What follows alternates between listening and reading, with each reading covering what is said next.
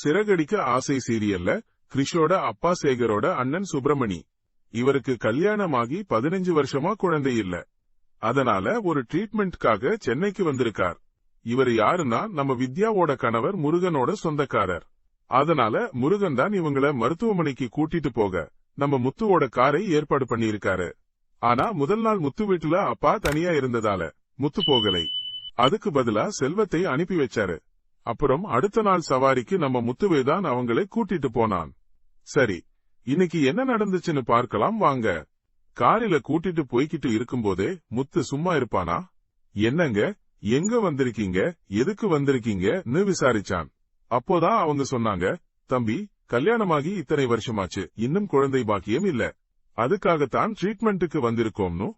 அது கேட்ட முத்து, அடடா, அப்புறம் ஏன் நீங்க ஒரு குழந்தையை தத்தெடுக்க கூடாதுங்கன்னு ஒரு யோசனையை சொல்ல, அவங்களும் ஆமாம்பா, நாங்களும் அந்த பிளான்ல தான் இருக்கோம்.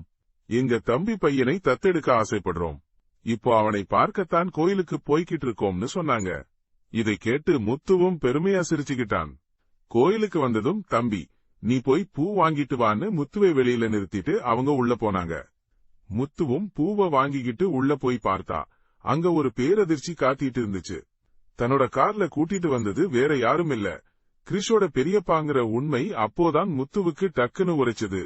முத்து பார்த்ததும் கிறிஷ் குஷியா ஓடிப்போய் முத்து மாமான்னு கட்டிப்பிடிச்சு விளையாட ஆரம்பிச்சுட்டான். அதை பார்த்ததும் அந்த தம்பதிக்கு ஆச்சரியம். என்னப்பா, இவனை உனக்கு ஏற்கனவே தெரியுமான்னு முத்துக்கிட்ட கேட்டாங்க. அதுக்கு முத்து, ஆமாங்க, இவன் கொஞ்ச நாள் எங்க வீட்டுலதான் இருந்தான்னு சொன்னான். அடுத்த நிமிஷமே அங்க வந்த லக்ஷ்மி, அடடா, இங்க என்ன பண்ணிக்கிட்டு இருக்கீங்க? எனக்கு அவசர வேலை இருக்குன்னு கிருஷி அங்கே இருந்து அவசரமா கூட்டிட்டு போனா. முத்துவும் ஒரு குழப்பத்தோட வீட்டுக்கு வந்துட்டான். வீட்டுக்கு வந்ததும் கிருஷோட பெரியப்பாவை பார்த்தத பத்தி முத்து ரோகிணி கிட்ட சொல்ல, அதை கேட்டு ரோகிணி அப்படியே ஷாக் ஆகி போயிட்டா. பதறி அடிச்சு தன்னோட அம்மா லக்ஷ்மிக்கு போன் போட்டு, ஏன்மா கிருஷை அவனோட பெரியப்பாவை பார்க்க கூட்டிட்டு போன? உனக்கு என்ன பைத்தியமா பிடிச்சிருக்குன்னு சண்டை போட்டா. முத்துவுக்கு கிருஷ் பத்தின உண்மைகள் ஒவ்வொன்னா தெரிஞ்சுக்கிட்டே வர ரோகிணிக்கு என்ன செய்யறதுன்னே தெரியாம தப்பு செஞ்ச மாதிரி திக்குமுக்காடி போயிட்டா. அடுத்ததா என்ன ஆச்சு? கிரிஷோட அம்மா ரோகிணி தாங்கிற உண்மையை முத்து கண்டுபிடிச்சானா? எல்லாத்தையும் இனி வர எபிசோடுகள்ல பார்க்கலாம். ட்ரெண்டிங் நண்பன் சேனலை சப்ஸ்கிரைப் பண்ணுங்க. இந்த வீடியோ பிடிச்சிருந்தா லைக் பண்ணுங்க, ஷேர் பண்ணுங்க. அடுத்த வீடியோல பார்ப்போம்.